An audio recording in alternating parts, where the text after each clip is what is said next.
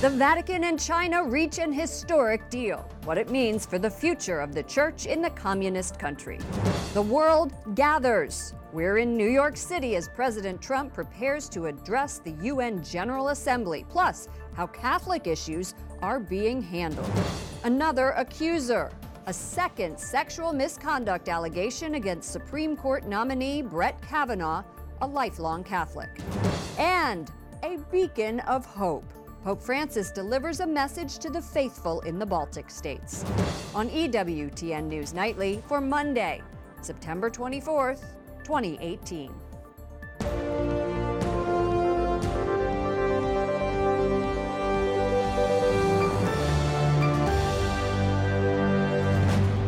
Good evening from Washington, D.C., and thank you to those of you joining us from around the world for news from a Catholic perspective. I'm Lauren Ashburn. A new deal.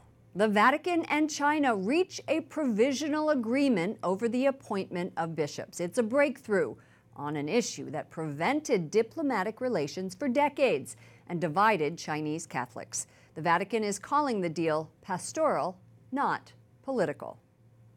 For the first time, all the bishops in China are in communion with the Bishop of Rome, with the successor of Peter. And Pope Francis, like his immediate predecessors, looks with particular care to the Chinese people. Cardinal Pietro Parolin, the Vatican Secretary of State, released this video message after the deal was announced. And the deal has already sparked a lot of controversy. Critics say the Vatican is giving away too much to Beijing. Edward Pentin, Rome correspondent for EWTN's National Catholic Register, joins us. Ed, the Vatican has not released the text yet. Tell us what you know about the agreement.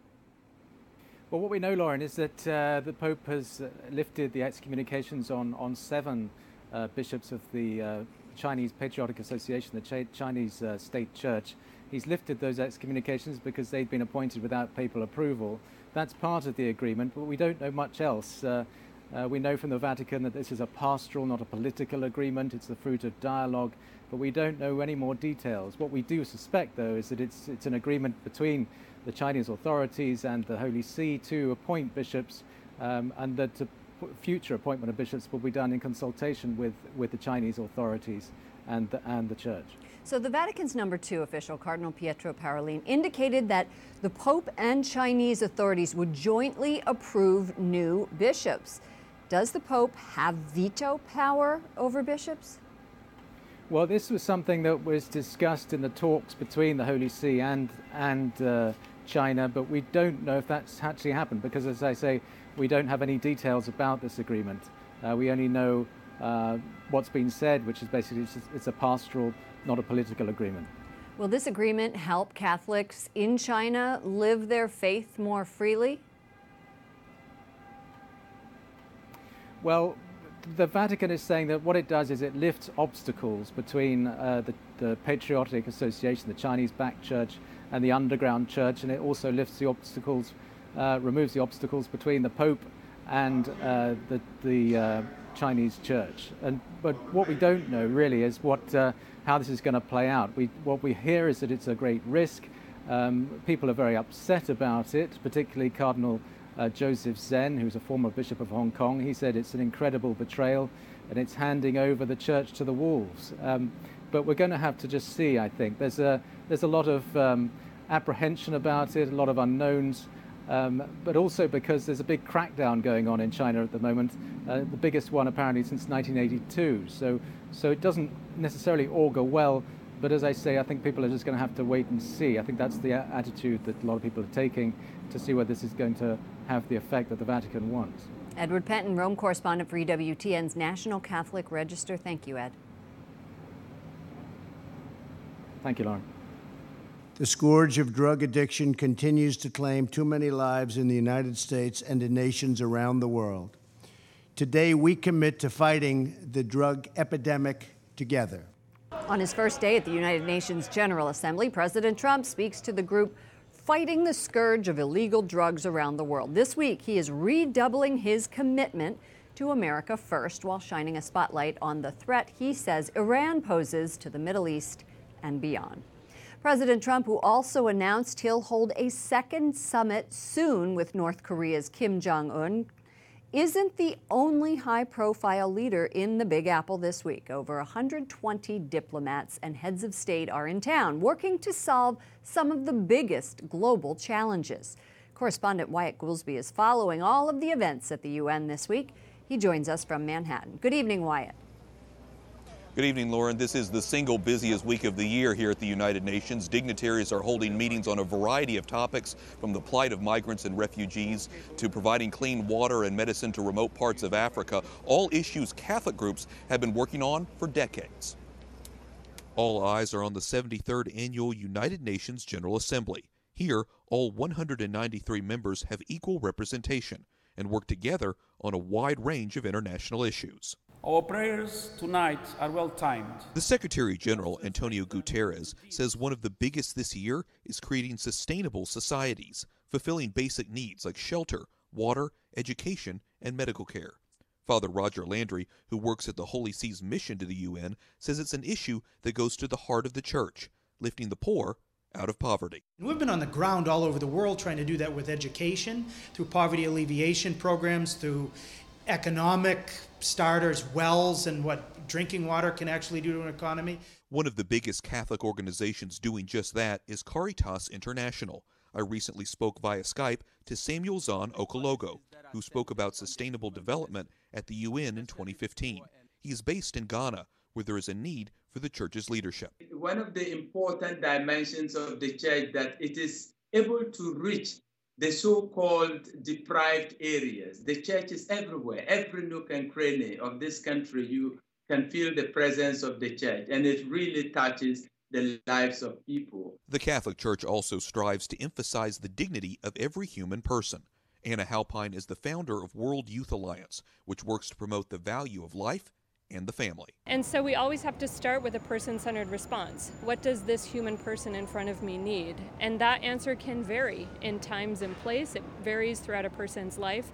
So I think these are the ways in which many of the agenda items of the UN, topics of debate, and certainly the reason why the Holy See feels such a particular attachment to being here. The Pope's representative to the UN, Archbishop Bernardito Auza, is calling on diplomats not to forget about migrants and refugees around the world. Several Catholic organizations will join other faith-based groups in talking more about the issue this week.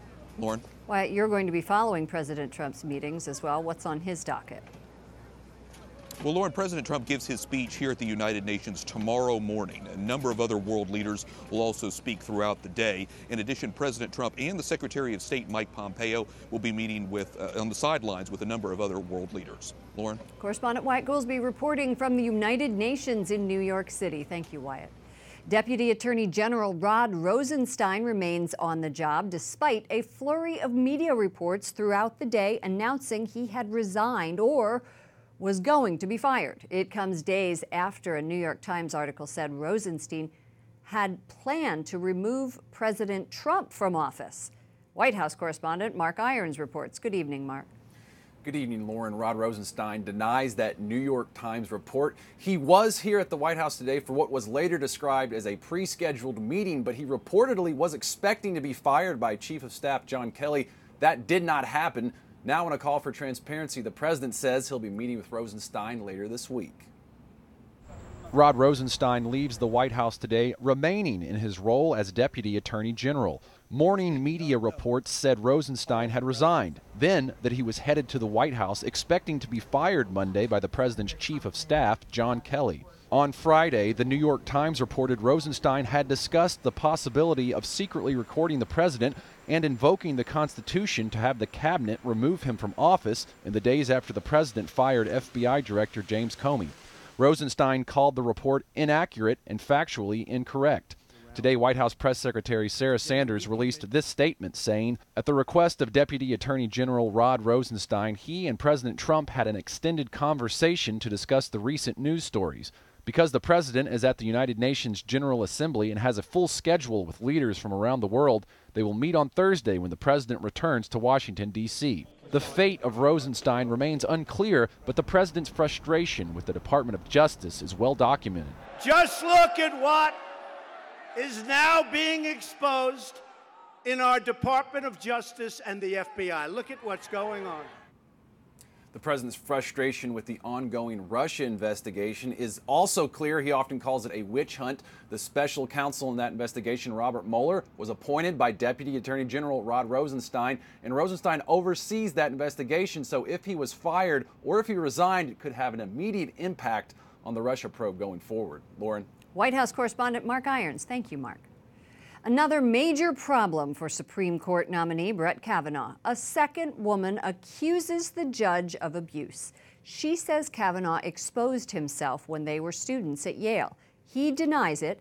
President Trump says he's with his pick all the way. Capitol Hill correspondent Jason Calvi is following the story. Good evening, Jason. Good evening, Lauren. Deborah Ramirez told the New Yorker magazine it happened during their 1983-84 school year.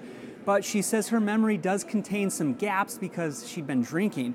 Now, Judge Kavanaugh, a lifelong Catholic, tells the Senate that this is a last-minute character assassination and it will not succeed. But protesters target undecided senators today. We believe Debbie Ramirez! We believe Dr. Ford! Protesters arrested outside the office of Maine Senator Susan Collins. On Judge Kavanaugh's fate, she's an undecided Republican. Her no vote could kill his nomination. Activists from Planned Parenthood, the Women's March, and other groups are also trying to stop Kavanaugh from taking a seat inside here. Women are to be believed, to be trusted, and we will always come out for each other because we have each other's backs. But Kavanaugh calls the allegations smears, pure and simple. He says he'll defend my integrity and my name. I look forward to answering questions from the Senate on Thursday. Today, President Trump questioned the timing of the claims against Kavanaugh. I am with Judge Kavanaugh, and I look forward to a vote. And for people to come out of the woodwork from 36 years ago and 30 years ago and never mention it, all of a sudden it happens. In my opinion, it's totally political. It was totally political. Catholic Vote, which encourages Catholics to live their faith publicly, writes, if Republicans want our votes in November, they need to deliver on this vacancy or risk a huge Catholic voter backlash. Adding, these allegations lack any substantial evidence, have been dismissed by every eyewitness, and are clearly politically motivated. The new accusation landed just hours after Senate negotiators reached a deal to bring Kavanaugh's first accuser here to testify. The Judiciary Committee staff talked to 3 people that Christine Blasey Ford said were at the party. All 3 said they had no memory of the evening in question. Now, Kavanaugh is also turning over calendars, which he says don't record a party matching Ford's description. Lauren? Jason, obviously the polls are being conducted, and this is 40% we see in some poll in favor of Kavanaugh. It seems to be in the middle. So how do you think this hearing is going to impact public opinion and also the opinion of those key swing senators? Well, Republicans certainly are fearing an emotional hearing. They say that could not only damage Judge Kavanaugh, but it really could energize women voters this fall to vote against Republicans. Capitol Hill correspondent Jason Calvi. Thank you, Jason. Coming up in just a few minutes, we will discuss this Kavanaugh controversy with Brian Darling, president and founder of Liberty Government Affairs. A former Catholic priest pleads not guilty to 7 counts of sexual abuse in New Mexico. Arthur Peralt fled the U.S. 25 years ago amid allegations of child sex abuse. He was arrested last year in Morocco with the help of the FBI. An attorney representing victims of clergy sex abuse says it is a great day for survivors. 25 people were killed Saturday during a military parade in Iran. The country's leader is blaming the United States. Hassan Rouhani says an unnamed U.S. ally is responsible for the attack, and it was instigated by Washington, D.C. The country's elite Revolutionary Guard is promising revenge. Saturday's strike also wounded 60 people. It was Iran's deadliest attack in nearly a decade. The death toll after a ferry capsized last week in Lake Victoria, Tanzania, has jumped to 227 people. The country's government is investigating. Preliminary findings show the cause was overcrowding, and the vessel was built for about 100 people. It was carrying nearly 3 times that amount. There's a lot more on EWTN News Nightly. Tonight, coming up, analysis on the second sexual misconduct allegation rocking Supreme Court nominee Brett Kavanaugh, a lifelong Catholic. Plus, why Pope Francis thinks the Baltic countries can be a beacon of reconciliation.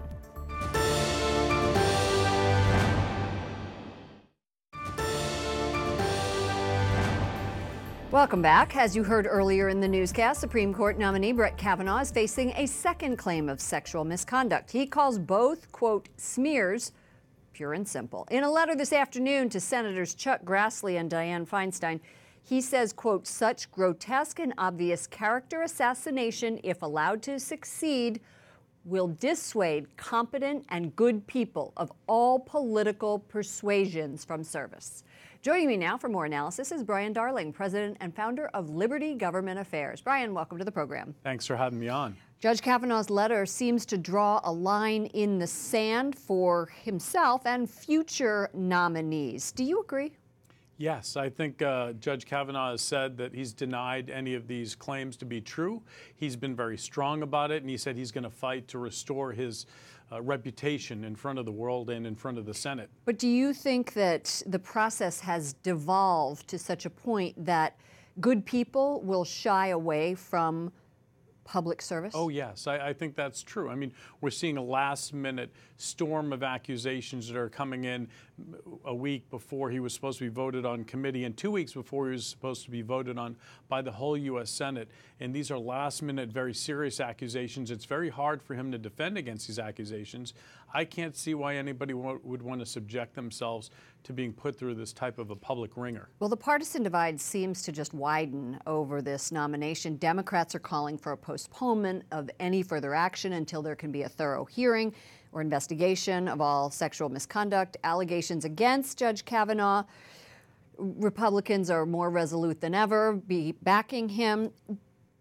Do you think that either Judge Kavanaugh or Dr. Ford can expect an unbiased forum?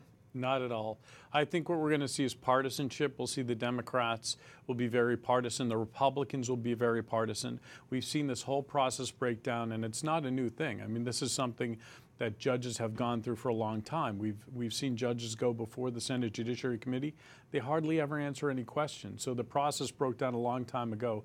Now we have a situation where they have allegations, very serious allegations, and they're having a hard time handling them in an ethical way. I mean, both sides are going to be very partisan, and it's not going to be a fair process. The New York Times reported yesterday that Judge Kavanaugh plans to turn over personal calendars from the summer of 1982. Just as an aside, I would like to say he is very organized.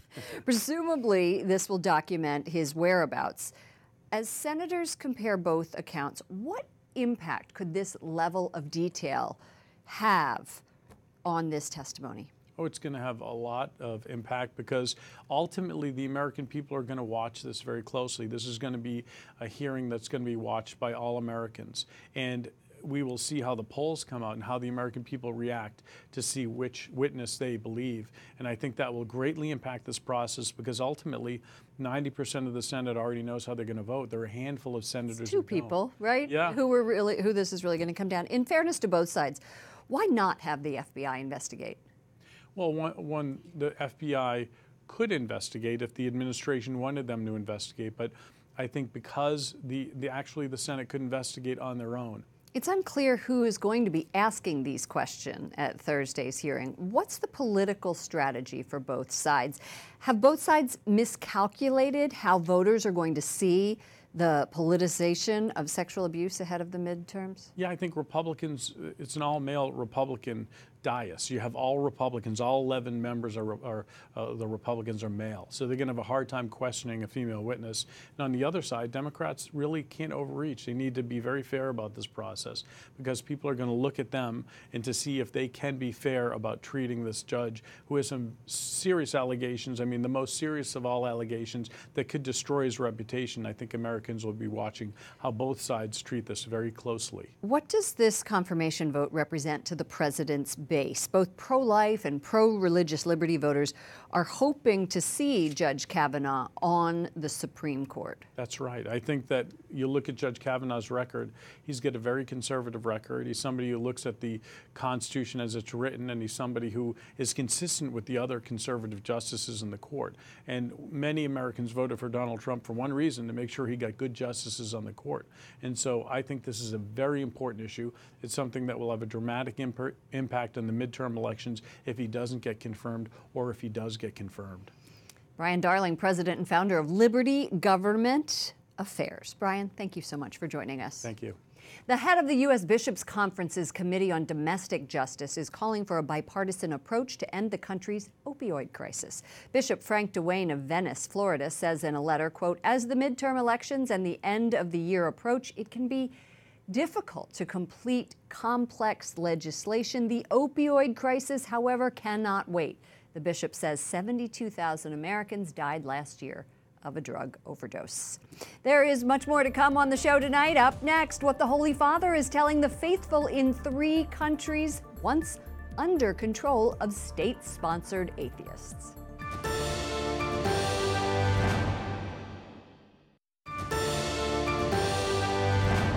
Chicago Archbishop Blaise Cupich has removed a priest who burned a rainbow banner. Cupich says he acted out of concern for Father Paul Kalchik and his parishioners, and said the 56-year-old priest will receive pastoral support. The flag burning angered the LGBT community, and the priest denies being against gay people. A federal district court has struck down a Hawaii law requiring pro-life doctors and pregnancy centers to advertise abortions. One pro-life leader calls the decision a major victory for free speech and freedom of religion. To find out more about this story, visit our partners at CatholicNewsAgency.com. Finally tonight, Pope Francis is hoping to bring more faith to Lithuania, Latvia, and Estonia. He visited the Baltics, marking the 100th anniversary of their independence. Vatican correspondent Juliet Lindley has more. Dio mio, perché mi hai abbandonato? Reflecting on Christ's cry in the Gospel Sunday, the Holy Father called on the faithful in Lithuania's capital Vilnius never to forget past suffering. As he visited the former KGB headquarters, now a museum, Pope Francis joined former freedom fighters and political prisoners and called for Lithuania to become a beacon of hope for reconciliation. Earlier, he prayed in what was once the city's ghetto. 95% of Lithuania's Jews were killed in the Holocaust. The Pope warned against any rebirth of anti-Semitism. So far, the Holy Father has not addressed the sex abuse crisis that's been rocking the Church. Instead, he's focused on strengthening the Catholic faith in Lithuania, Latvia, and Estonia, 3 nations in which state-sponsored atheism was the norm for more than half a century under Soviet rule. Today, the Holy Father left Catholic-majority Lithuania for Latvia, where the Lutheran Church dominates. After meeting the president, he attended an ecumenical prayer service in St. James Cathedral in the capital, Riga. Pope Francis wraps up his journey to the Baltic states tomorrow. He'll be in Estonia, where most of the 1.3 million population declare themselves non-religious. He's due to say Mass in Tallinn, the capital, before flying back to the Vatican. In Rome, Juliet Lindley, EWTN News Nightly. For all of us here at EWTN News Nightly, to all of you around the world, thank you for watching. I'm Lauren Ashburn. Let's keep in touch online. Follow me at Lauren Ashburn on Twitter and Lauren Ashburn EWTN on Facebook. Good night and God bless you.